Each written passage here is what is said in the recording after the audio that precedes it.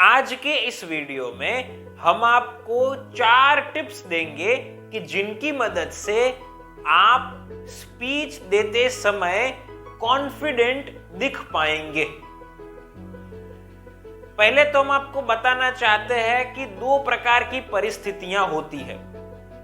Number 1 कि लोग अंदर से ही स्पीच देते समय कॉन्फिडेंट नहीं होते हैं और उस वक्त वे ऐसा चाहते हैं कि वे अपने अंदर के ही डर को दूर कर दे और कॉन्फिडेंट बन जाए। तो उसके लिए हमने ऑलरेडी एक वीडियो को अपलोड की हुई है, उसकी लिंक हम आपको इस वीडियो के डिस्क्रिप्शन में दे देंगे। दूसरी ऐसी सिचुएशन होती है कि जिसमें लोग अंदर से कॉन्फिडेंट नहीं होते हैं, लेकिन वे ऐसा चाहते हैं कि एटलीस्ट बाहर लोगों के समक्ष वे कॉन्फिडेंट दिखे। तो आपको ये वीडियो उसके लिए हेल्पफुल होगी। इन शॉर्ट, हम आपको जो आज 4 टिप्स देने जा रहे हैं वो आपको स्पीच देते समय उपयोगी तो होगी ही। चलिए जानते हैं उनके बारे में। सबसे पहली टिप, आप स्पीच देते समय नर्वस बॉडी लैंग्वेज का इस्तेमाल मत कीजिए। देखो, बहुत सारे लोग स्पीच देते समय कॉन्फिडेंट नहीं होते हैं, तो जाने अनजाने में, वैसे अनजाने में ही नर्वस बॉडी लैंग्वेज का इस्तेमाल कर देते हैं। नर्वस बॉडी लैंग्वेज मतलब ऐसी बॉडी लैंग्वेज कि जिससे लोगों को पता चल जाता है कि ये व्यक्ति कॉन्फिडेंट नहीं है। मैं आपको कुछ उदाहरण देता हूं, आप उससे समझ पाएंगे। जैसे कि कुछ लोग स्पीच देते समय अपने हाथों को ऐसे करते हैं,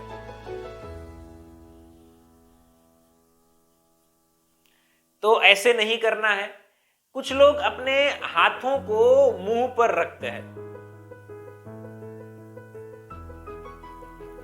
तो ये भी नहीं करना चाहिए।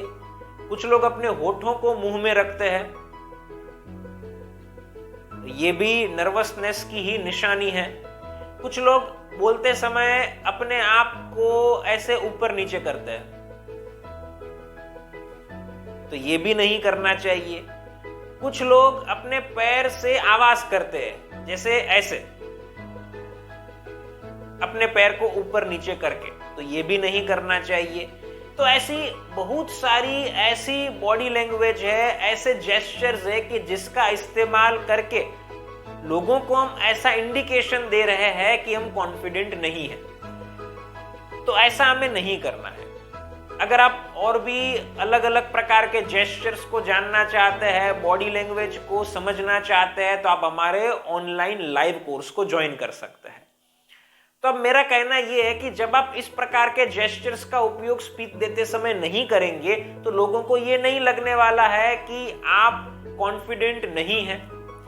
तो ये चीज का इस्तेमाल कीजिएगा कि जिससे आप अपनी स्पीच को कॉन्फिडेंस के साथ दे रहे हैं, ऐसा लोगों को पता चल सके। अब दूसरी टिप को जानते हैं कि जिससे आप लोगों के सामने कॉन्फिडेंट दिख सकते हैं, और वो है कि हमें हमारे बोलने में स्पीड को नियंत्रण में रखना है। बहुत सारे लोग जब कॉन्फिडेंट नहीं होते हैं तो उनकी स्पीड ऑटोमेटिकली बढ़ जाती है। ये स्पीड इसलिए बढ़ जाती है क्योंकि मन ही मन वे ऐसा सोच रहे होते हैं कि कब मेरा बोलना खत्म हो और मैं अपनी जगह पर बैठ जाऊं। तो ये जो स्पीड ऑटोमेटिकली बढ़ जाती है, उसे हमें कंट्रोल में रखनी पड़ेगी। जब हम स्पीड को कंट्रोल में नहीं रखते हैं तो लोगों को लगता ही है कि हम स्पीच को देते समय डर गए हैं, इसलिए हम हमारी स्पीड को बढ़ाकर बोल रहे हैं। तो हमें हमारी स्पीड को नियंत्रण में रखनी है। जब हम हमारी स्पीड को नियंत्रण में रखेंगे तो लोगों को ऐसा महसूस नहीं होगा कि हम कॉन्फिडेंट नहीं है। उल्टा ऐसा महसूस जरूर हो सकता है कि हम कॉन्फिडेंट है। ठीक है। इसके अतिरिक्त जब आप स्पीड को कंट्रोल में रखते हैं तो उस वक्त ऐसा होता है कि आपकी सोचने की क्षमता भी बढ़ जाती है। जब आपकी सोचने की क्षमता बढ़ जाती है तो आप अपनी स्पीच को और बेहतर तरीके से दे पाते हैं। तो इस पॉइंट को भी अवश्य याद रखिएगा।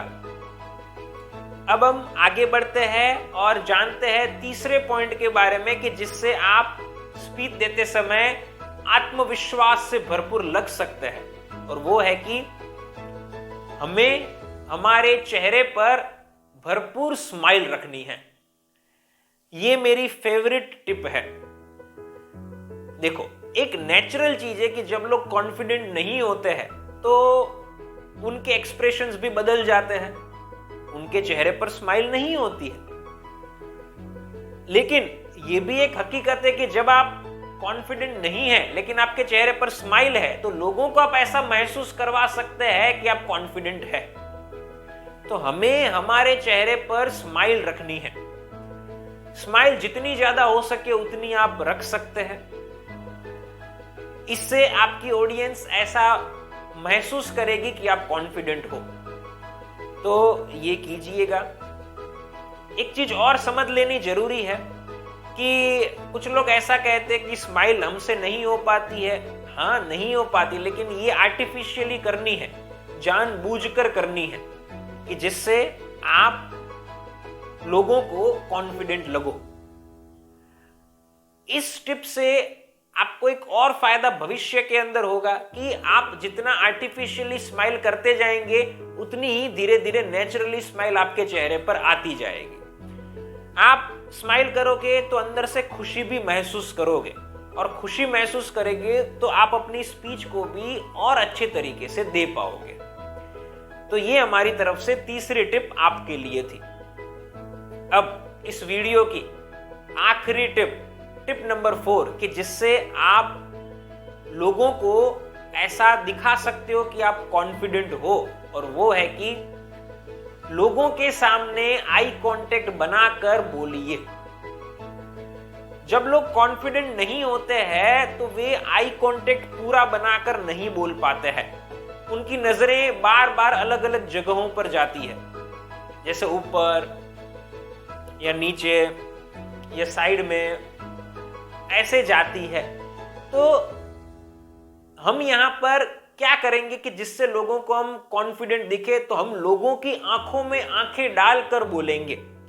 अब जरा सोचना, मैं साइकोलॉजिकली आपको बता रहा हूं। जब आप लोगों की आंखों में आंखें डालकर बोलते हो तो क्या कोई चांस है कि लोग ऐसा सोचे कि आप कॉन्फिडेंट नहीं हो? नहीं, ऐसे कोई चांस नहीं है। क्या यह चांस है कि लोगों को लगे कि आप कॉन्फिडेंट हो? 100% लगेगा।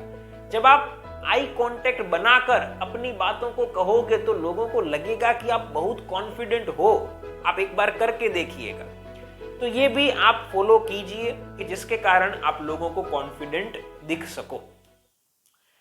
तो इस प्रकार से हमने आपके साथ ये 4 टिप्स को शेयर की कि जिनकी मदद से आप स्पीच देते समय कॉन्फिडेंट दिखोगे।